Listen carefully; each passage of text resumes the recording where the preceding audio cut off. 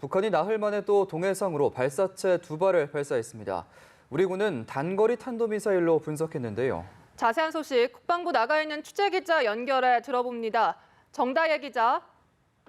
네, 합동참모본부는 북한이 오늘 오전 5시 24분과 36분 각각 황해남도 과일 일대에서 동해상으로 단거리 탄도미사일로 추정되는 발사체 2발을 발사했다고 밝혔습니다.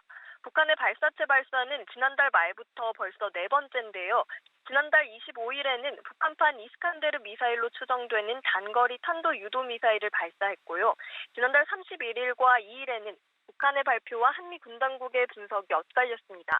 당시 북한은 매체들을 통해 신형 대구경 조종 방사포, 그러니까 유도 기능이 있는 다연장 로켓, 즉 탄도미사일이 아니라고 주장한 반면 우리 군은 비행 궤적과 고도 등을 분석한 결과 지난달 25일 발사한 단거리 탄도 유도 미사일과 유사한 비행 특성을 가지고 있다며 탄도미사일일 가능성에 무게를 두었습니다. 이번에 발사한 발사체의 경우 최고 고도와 비행 거리가 각각 37km, 450km, 최고 속도는 마하 6.9 이상으로 분석됐는데요. 이 같은 분석을 토대로 우리 군은 이번에도 북한의 발사체를 단거리 탄도미사일로 추정했습니다. 북한의 발표는 아직인데요.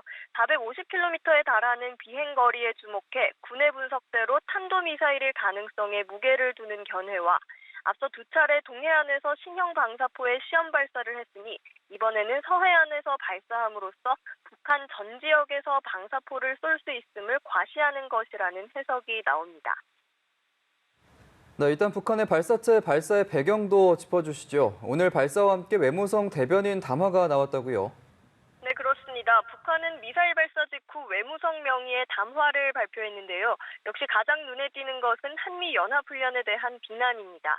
북한은 우리 군의 하반기 한미연합훈련에 대해 지속적으로 불만을 표시해왔습니다. 지난달 25일 발사 때는 이튿날 매체들을 통해 한미연합훈련에 대한 노골적인 불만을 쏟아냈는데요.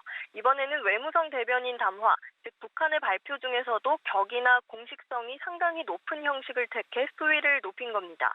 북한에서 담화는 성명 다음으로 격이 높은 발표 형식인데요.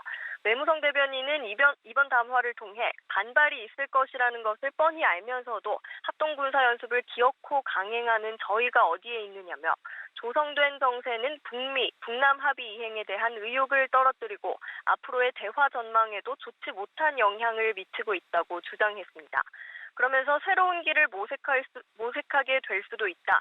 즉 지난해부터 이어온 남북, 북미 대화를 통한 한반도 문제의 해결 외에 다른 길을 고려할 수도 있다고 밝혔는데요. 새로운 길에 대한 모색은 올 초 김정은 북한 국무위원장의 신년사를 통해 밝힌 후 이번이 2번째로 등장한 표현입니다.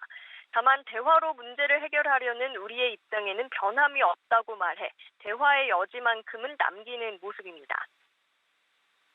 이에 대한 우리 정부의 대응 어떻습니까? 청와대는 즉각 관계부처 장관 회의를 열었다고요. 네, 그렇습니다. 청와대는 북한 발사체 발사 2시간여 만인 오전 7시 반 긴급 관계부처 장관 회의를 열었습니다. 국가위기관리센터에서 열린 회의는 국가안보실장이 주재해 국방부 장관과 국가정보원장 등이 참석했습니다. 회의에서는 북한의 연이은 단거리 발사체 발사의 배경과 의도를 분석하고 최근 한반도를 둘러싼 전반적인 군사안보 상황을 점검했는데요. 관계장관들은 현 상황을 엄중하게 인식하고 앞으로 한미 간 긴밀한 공조하에 관련 동향을 예의주시하면서 철저한 감시 및 대비 태세를 유지 강화해 나가기로 했습니다. 청와대는 앞서 지난 2일 북한의 단거리 발사체 발사 때도 관계부처 장관 회의를 열고 강한 우려를 표명했습니다. 지금까지 국방부에서 전해드렸습니다.